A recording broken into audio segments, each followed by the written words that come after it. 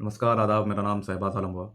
मैं आप लोगों को और साथ ही भारत के एजुकेशन सिस्टम, ख़ास करके प्राइवेट एजुकेशन सिस्टम जो चल रहा है, उसकी कुछ चीज़ों को शेयर करना चाहता हूँ।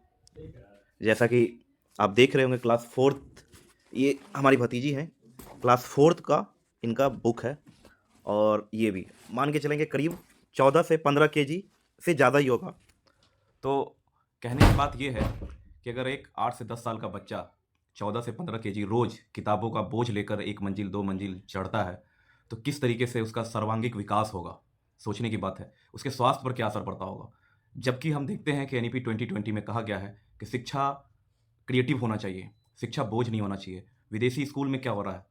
अभी से एआई और स्किल्स सीखने पर ज़्यादा जोर दिया जा रहा है। बच्चे कैसे रोज़गार की तरफ बढ़ेंगे, किताबी शिक्षा से उठकर अब एजुकेशन सिस्टम चेंज हो रहा है। लेकिन अभी भी प्राइवेट स्कूल्स में मुनाफ़ाखोरी अभी भी हो रही है।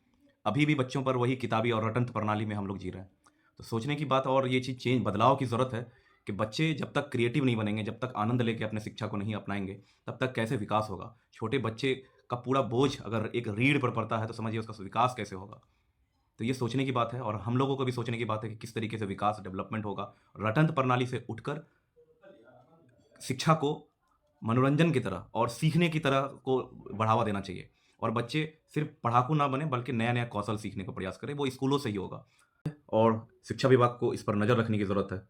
सालों पहले महात्मा गांधी ने भी कहा था कि शिक्षा को सिर्फ ज्ञान का ये नहीं देना चाहिए, आधार नहीं बना के रखना चाहिए। शिक्षा से जब तक नए-नए कौशल नहीं सीखेंगे बच्चे, तब तक एक देश का, एक समाज का विकास नहीं हो सकता है। तो जिस तरीके से विदेशी शिक्षा में ये चीज़ हो रहा है कि बच्चे कौशल सीख रहे हैं, एआई सीख रहे हैं, नया-नया चीज़ कैसे डेवलप कर सकते हैं, वो चीज़ सीख रहे हैं, बजाय रटंत प्रणाली और किताबों का बोझ ढो रहे हैं। साइकोलॉजिकल बहुत इफ़ेक्ट पड़ता है, शारीरिक बहुत इफ़ेक्ट पड़ता है, तो ये सब चीज़ें में सोचने की ज़रूरत है और शिक्षा विभाग को इस पर नज़र रखने की ज़रूरत है। बहुत-बहुत धन्यवाद।